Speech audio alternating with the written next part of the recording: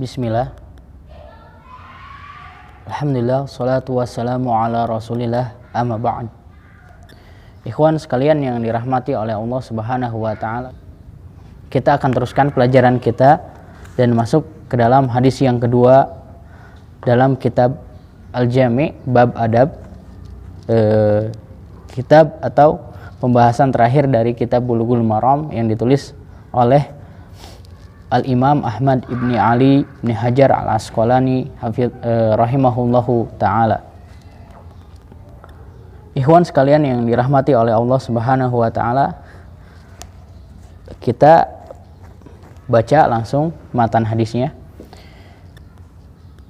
Wa an Abi Hurairah radhiyallahu anhu qala Rasulullah sallallahu alaihi wasallam, unzuru ila man huwa asfala minkum wa la tanzuru ila man huwa fawqakum fa huwa ajdaru an la tazdaru ni'matallahi alaikum. Muttafaqun alaihi.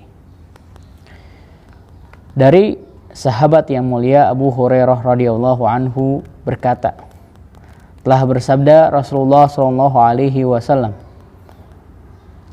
lihatlah kepada orang yang berada di bawahmu atau di bawah kalian, karena hitobnya kalian antum. Wala tanzuru ila man huwa fawqakum, dan janganlah kalian melihat kepada orang yang di atas kalian. Fahuwa ajdar an la tazdaru ni'matallahi alaikum, karena hal tersebut lebih layak untuk kalian lakukan agar kalian an la tazdaru, agar kalian tidak meremehkan, tidak menganggap enteng nikmatallahi alaikum, nikmat yang Allah telah berikan kepada kalian. Muttafaqun alaihi. Di sini disebutkan hadis ini diriwayatkan oleh muttafaqun alaihi, yang berarti adalah Al-Imam Bukhari dan Muslim. Tetapi Syekh Abdullah ibnu Fauzan hafizahullahu ta'ala di dalam syarah terhadap Bulughul Maram memberikan ta'liq bahwasannya lafaz ini adalah lafaz Muslim, unzuru ila man huwa asfala minkum, yang diriwayatkan dari rawi yang bernama Al-A'mash, Al-Imam Al-A'mash, kemudian Abi Saleh, dan ada Abu Hurairah. Nah, ini diriwayatkan oleh Al-Imam Muslim, lafaz yang ini, unzuru ila man huwa asfala minkum. Adapun penisbatan kepada Al-Imam Bukhari, mungkin Ibnu Hajar menganggapnya satu jalan, padahal berbeda jalan, yakni hadis yang diriwayatkan oleh Al-Imam Muslim dan Bukhari juga menggunakan lafaz hadis idza nadhara ahadukum ila man fuddila alaihi fil mal wal khalqi falyanzur ila man huwa asfala minhu mimman fuddila alaihi. Nah, ini lafaz hadis yang diriwayatkan oleh Al-Imam Muslim dan Bukhari, itu yang berhak disebut muttafaqun alaih, yang diriwayatkan dari seorang rawi yang bernama Abu Zinad, kemudian Al-A'raj, kemudian bersambung kepada Abu Hurairah radhiyallahu anhu. Nah, mungkin kita bisa, atau lebih cocok kita sebut riwayat ini adalah riwayat Imam Muslim dengan lafaz Imam Muslim, rawahu Muslim. Adapun yang rawahu muttafaq alaih berbeda lafaznya yang tadi saya sebutkan. Ikhwan sekalian rahimakumullah, hadis ini memang berbicara tentang masalah tidak bolehnya kita melihat kepada orang yang lebih dari kita dalam masalah duniawi. Tetapi di sini juga terdapat mafhum mukhalafah, dianjurkan oleh Rasulullah sallallahu alaihi wasallam untuk melihat ibadah seseorang, ibadah seseorang yang lebih bagus dari kita, yaitu melihat ke atas atau melihat ibadah orang-orang soleh yang lebih soleh dari kita. Kita akan baca syarahnya. Syarhul kalimat. Ajdar ay ahaqqu wa alyaku. Ajdar artinya adalah ahaq, lebih hak, lebih berhak. Alyak, lebih layak atau lebih pantas. Maka di sini diterjemahkan bahwa ajdaru, hal tersebut lebih pantas atau lebih layak kalian lakukan agar kalian tidak meremehkan nikmat Allah atas kalian. Nah, ahak itu lebih berhak, alyak itu lebih pantas atau lebih layak. Kemudian lanjut mayustafadu minal hadis. Di sini sebenarnya ada beberapa faidah, namun dijadikan satu oleh si pensyarah. Yang pertama, wujubu syukri nikmatillahi azza wajal. Wajibnya mensyukuri nikmat Allah Subhanahu wa taala. Itu sudah jelas. Hadis itu mengandung hal tersebut. Yang kedua, wal hasu 'alal qanaati. Anjuran agar kita selalu berqanaah atau selalu bersikap puas diri. Bersikap qanaah, puas terhadap apa yang telah Allah berikan. Yang ketiga, annahu yanbaghi lil mar'i an yanzura fi amri dunyah ila man huwa asfala min. Yang ketiga ini lumayan panjang sampai ke bawah. Ini keempat ya. Sampai ke sini. Selayaknya seseorang harus melihat kepada orang yang lebih bawah atau berada di bawahnya dalam perkara duniawi. Fa'inal abda mahmakana fakiron fayajidu man huwa afqaru minh. Karena seseorang ketika dia merasakan fakir, merasa dia paling fakir, maka dia akan menemui atau mendapatkan seseorang yang lebih fakir darinya. Wa mahma marido fasayara man huwa asyaddu maridon minhu.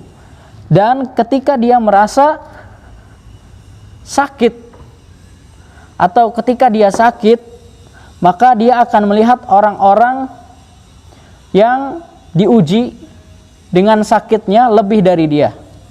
Wa kadzalika idza nadhara ila man fi khalqihi naqsun ka ashabil ahad wal mu'akin. Begitu juga ketika dia melihat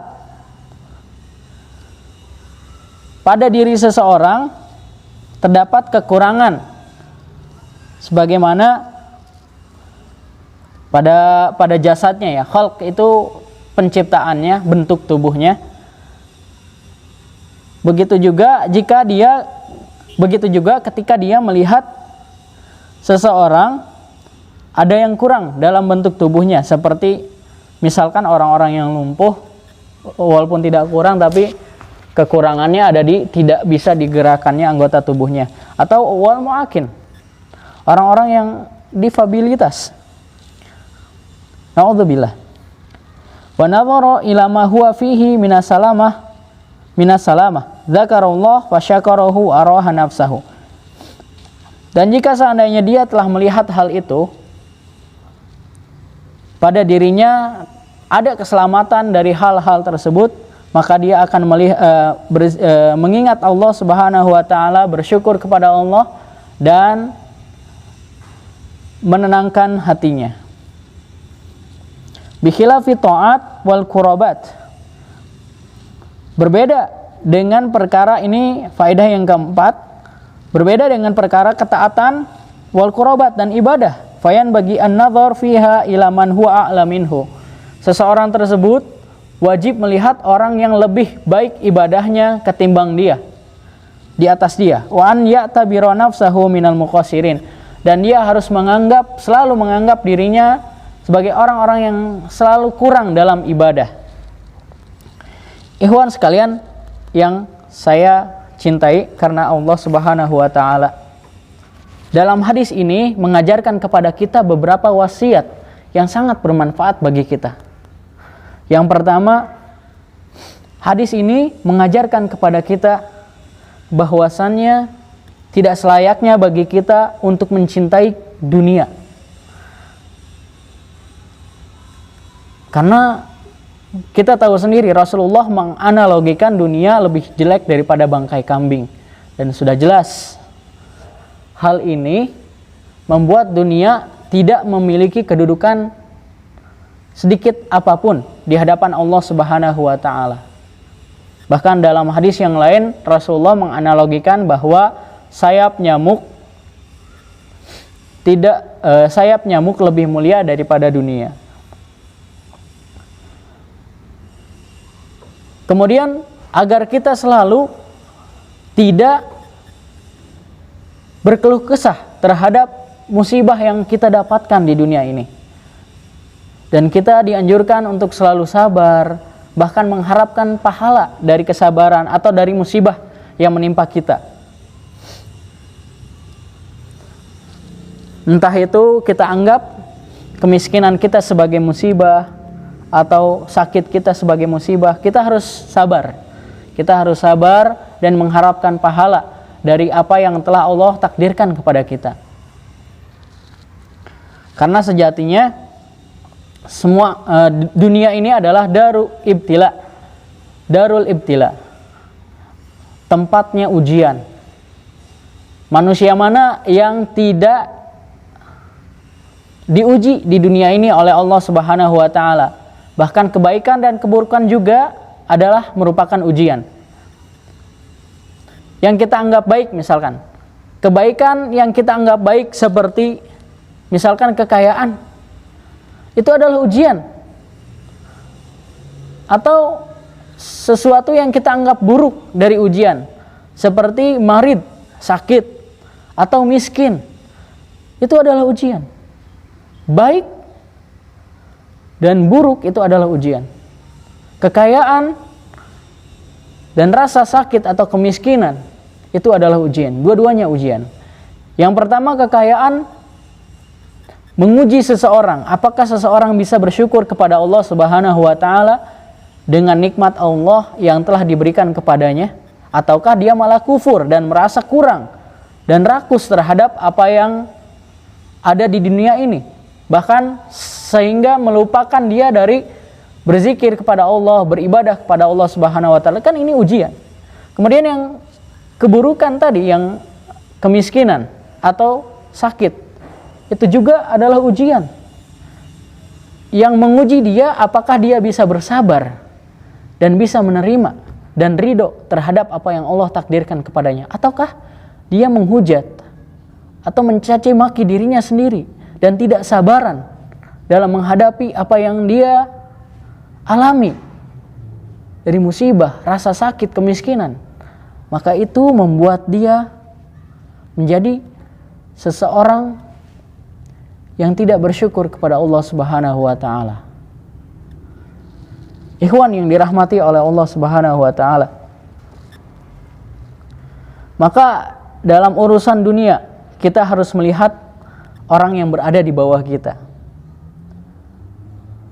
Analoginya banyak sekali ya.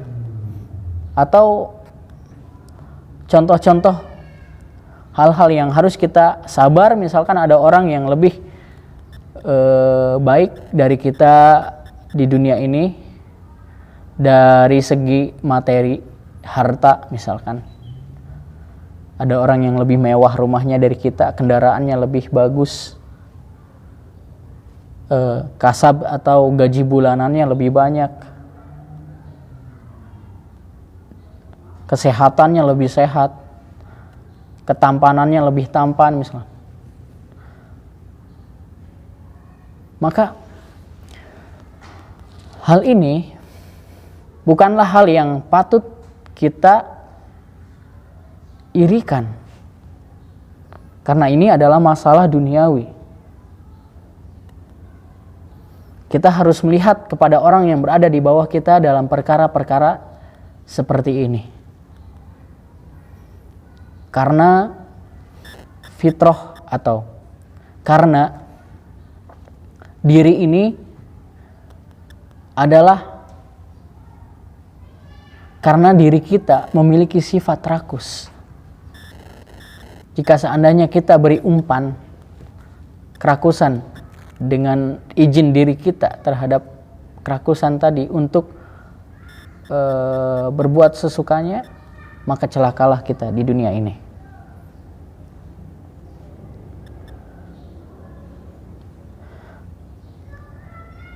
Dan jika seandainya kita diuji dari hal-hal tadi, namun kita berada di dalam akidah yang benar, manhaj yang benar, tapi kita miskin dalam arti dari sisi materi duniawi, tapi kita paham agama, kita tahu akidah yang benar, kita tahu manhaj yang lurus, ini yang mesti kita syukuri. Karena dunia ini tidak kekal. Dunia ini akan sirna jika kita memfokuskan diri kita untuk mencari dunia dan kita melupakan apa itu akidah yang benar, manhaj yang lurus, dan kita tidak berfokus kepada hal-hal tadi. Celakalah kita di akhirat, yang akhiratlah sebenarnya rumah kita yang sejati. Ikhwan yang dirahmati oleh Allah Subhanahu wa taala, maka bersyukurlah orang-orang yang duluan memahami agama sebelum kaya. Orang-orang yang duluan memahami akidah yang benar, manhaj yang lurus. Karena dia telah tahu orientasi hidupnya bukanlah dunia, tapi akhirat.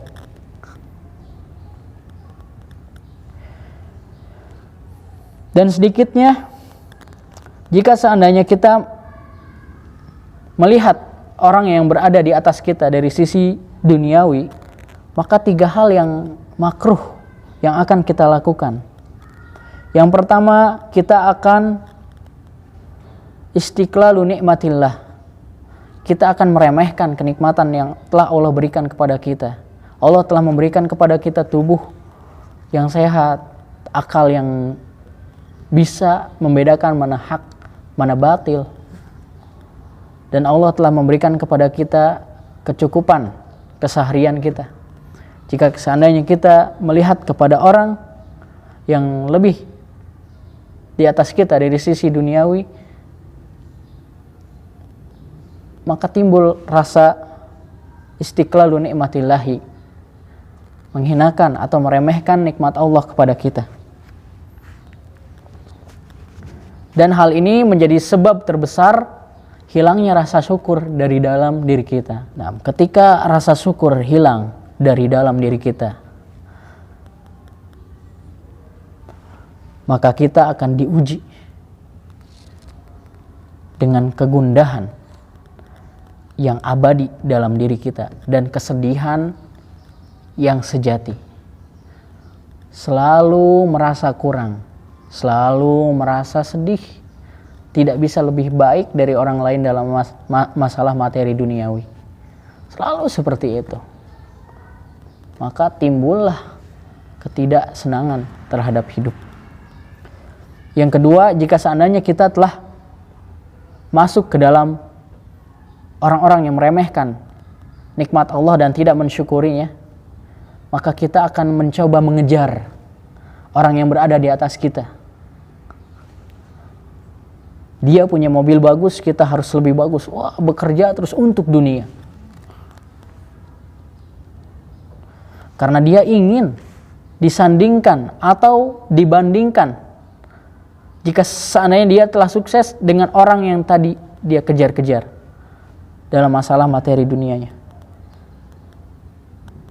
Maka ini akan menyibukkan hatinya.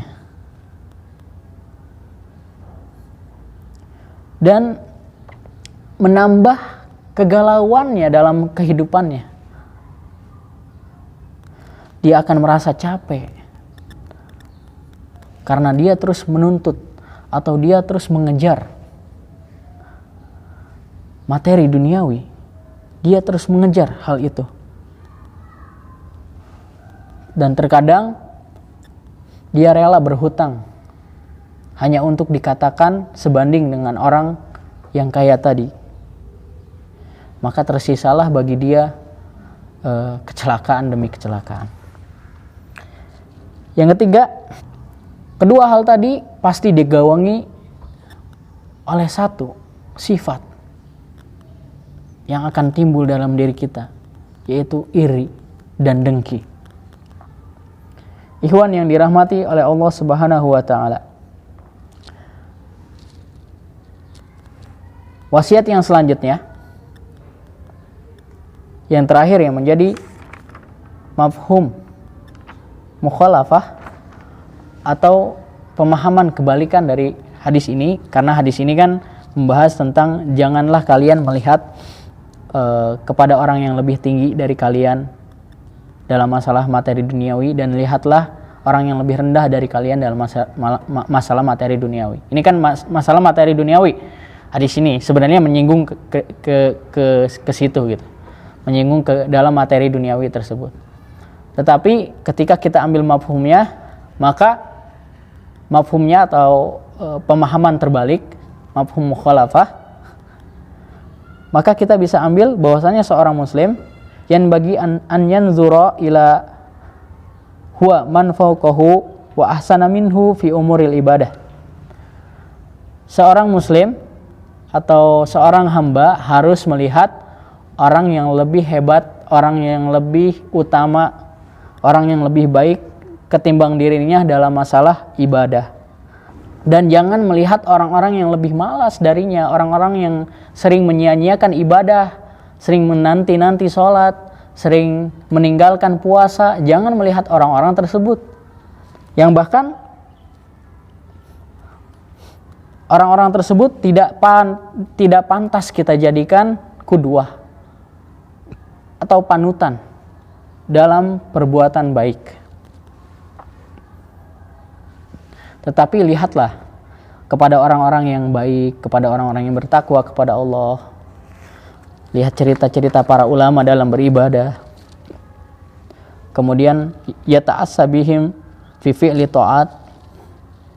Kita mengikuti mereka dalam mengerjakan ketaatan dan wal mubadarah biha, dan mensegerakan kebaikan. Karena hal ini penting sekali. Tapi mungkin hanya itu yang dapat Ana sampaikan. Kalau ada kesalahan itu dari Ana pribadi dan dari syaitan, dan jika ada yang benar itu datangnya dari Allah Subhanahu wa taala dan taufiknya. Aqulu qouli hadza wa astaghfirullah li wa lakum.